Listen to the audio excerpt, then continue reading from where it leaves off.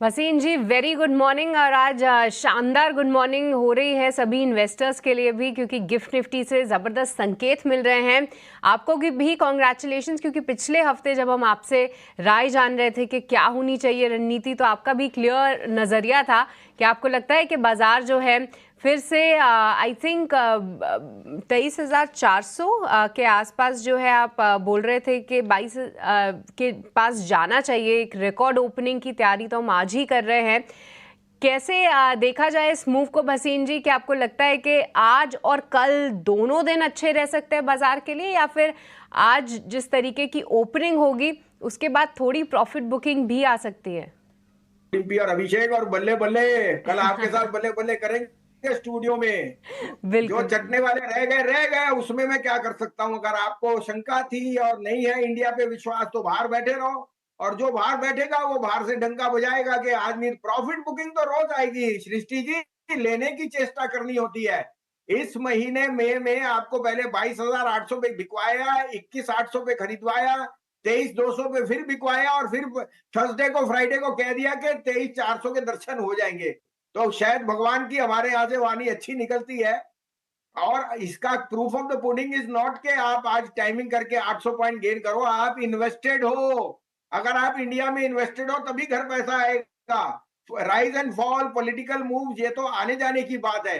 कोई भी ऐसी सरकार नहीं होगी जो चाहेगी नहीं कि और business is not dependent on overall, it is the economy which is growing. आज आपके पास बरसात अच्छी आ गई, जीडीपी नंबर अच्छे आ गए, टैक्स कलेक्शन अच्छी हो गई, डेमोग्राफिक प्रीमियम हो गया, यूएस मार्केट रिबाउंड कर गई, वहां इन्फ्लेशन कम है। तो मेरे हिसाब से मंदी की कोई कारण नहीं है। हाँ, सेक्टर वाइज, स्टॉक वाइज वहां जाके पैसा डालिए जो थोड़ा निग्लेक्टेड सेक्टर्स हैं, वो हम आपको सजेस्ट करेंगे। लेकिन इन्वेस्टेड रहिए।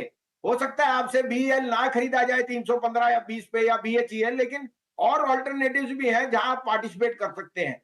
तो मुझे लगता है जो सबके कंसेंसस फेवरेट्स है पीएसयूज, वहां थोड़ा सा ध्यान रखिए, don't chase the momentum. But काफी और आइडियाज भी हैं जो आप पैसा बना सकते हैं। ये सब बताइए, कहाँ पैसे बनाए फिर? आज तो मतलब बाजार में ये चुनना है कि क्या नहीं लेना है, क्या लेना है, बताइए सर।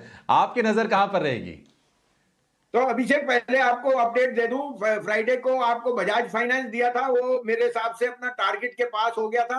6800 के करीब गया था, वो और जाएगा। 6900 का फर्स्ट टारगेट है, 7000 जा सकता है। एसबीआई लाइफ और विप्रो, मैं अभी भी इन पे बहुत पॉजिटिव हूँ। Wipro will be the best performing IT stock this year.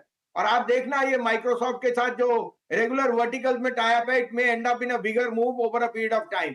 Wipro is arguably the best IT stock to buy, and SBI life, because मुझे इंश्योरेंस पे बहुत बुलिश हूँ। आईआरडीए की ये सजेशन वगैरह से ये चैनल ज्यादा बोलते हैं, होएगा कुछ नहीं, क्योंकि ग्रॉस वैल्यू एडिशन और अब जो रूरल इनकम्स में इंप्रूवमेंट है, I think insurance is a no brainer. आज का मेरा टॉपिक है आरबीएल बैंक। देखिए, मैं काफी टाइम से कह रहा हूँ मिड कैप बैंक्स और प्राइवेट बैंक चलेंगे।